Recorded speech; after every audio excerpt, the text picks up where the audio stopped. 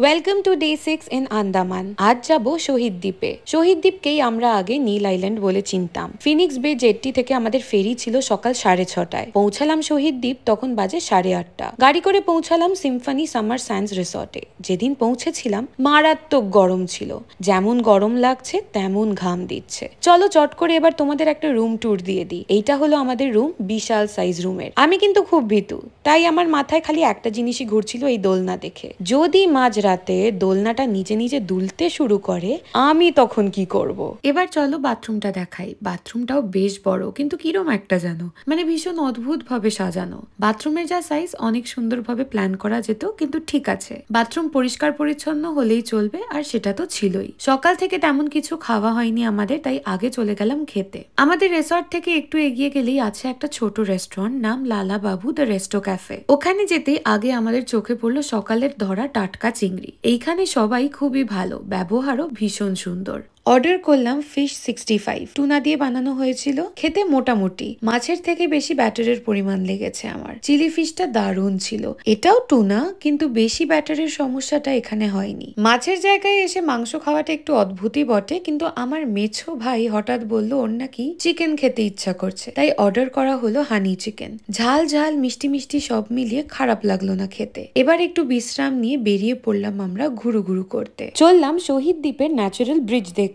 Main road থেকে কয়েকটা সিঁড়ি উঠে কিছুক্ষণ হাঁটতে হয় এই ন্যাচারাল ব্রিজের কাছাকাছি পৌঁছানোর জন্য। আমরা একটা দোকানে বসলাম ডাব খাওয়ার জন্য, আর ওখানেই দেখা হলো এদের সাথে। এরা বসে থাকে ডাবের শ্বাসটা খাওয়ার জন্য, তাই জলটা খাওয়ার পর বাবা এদের দুজনকেই শ্বাসটা দিচ্ছিল, আর ইনি শুধু ব্যস্ত আদর খেতে আর ভাইয়ের সাথে হ্যান্ডশেক করবেই করবে। এই দোকানের দুটো কুকুরই ভীষণ মিষ্টি। এই পথ দীর্ঘদিন ধরে সমুদ্রের ঢেউয়ের জন্য ক্ষয়প্রাপ্ত হয়েছে। সমুদ্র সৈকত জুড়ে ছড়িয়ে থাকা চুনাপাথরের শিলা দেখতে পাওয়া যায়। কপাল ভালো থাকলে এখানে স্টারফিশ আর সি কিউকাম্বার দুটোই দেখা যায়, তবে সেটা তখনই সম্ভব যখন পাথরের মাঝে জলের গভীরতাটা একটু কমবে। আমরা কোনোটাই দেখতে পাইনি। জলটা যে কতটা স্বচ্ছ আর পরিষ্কার সেটা তো তোমরা দেখেই বুঝতে পারছো। এইখানে দুটো প্রাকৃতিক প্রবাল দুপাশে ব্রিজের মতো আকার ধারণ করেছে। বাঙালিরা যারা প্রাচীনকাল থেকে দ্বীপে বসতি স্থাপন করেছিলেন, তারা এই শিলা গঠনকে প্রথম রবীন্দ্র সেতু বলে উল্লেখ করেছিলেন। পরে তারা এটাকেই হাওড়া ব্রিজ নামে ডাকতে শুরু করেন। জল থেকে বেরিয়ে বিচ ধরে একটু এগিয়ে গেলেই এই সুন্দর জায়গাটা চোখে পড়বে। আচ্ছা, এটা কি ফল কেউ বলতে পারবে? আনারস তো নয়, কি এটা আমি বুঝলাম না।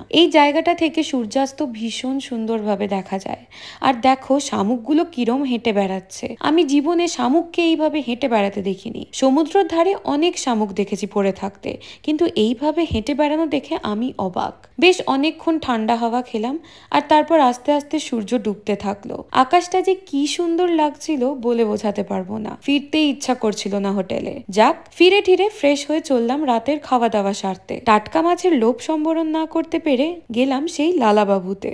আগের বার তোমাদের ভেতরে বসার জায়গাটা দেখাতে পারিনি, তাই সেটা আগে একটু দেখিয়ে দিই। খাওয়া দাওয়ার পর্ব শুরু করলাম সি ফুড স্যুপ দিয়ে। চিংড়ি, স্কুইড, মাছ এইসব দিয়ে বানানো এই হালকা ঝাল ঝাল স্যুপটা খারাপ লাগলো না। গোটা মাছ ভাজা খাওয়ার ইচ্ছা ছিল বলে তারা সেই দিনের ধরা ফ্রেশ মাছগুলো এনে দেখালো। রেড স্ন্যাপার আর টুনা প্রচুর খেয়েছি, তাই আমরা চুজ করলাম সিলভার জ্যাক বলে এই মাছটা।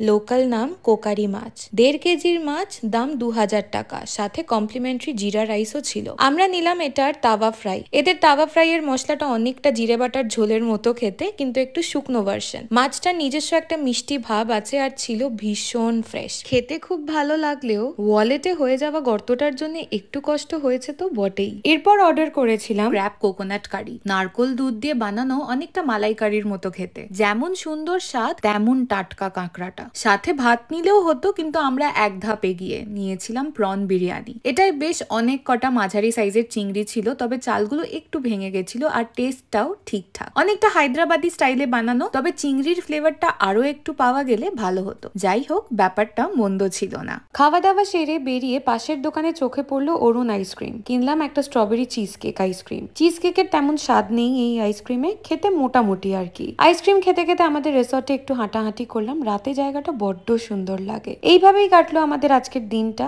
দেখা হচ্ছে পরের ব্লগে। আজকে আসি তাহলে, টাটা।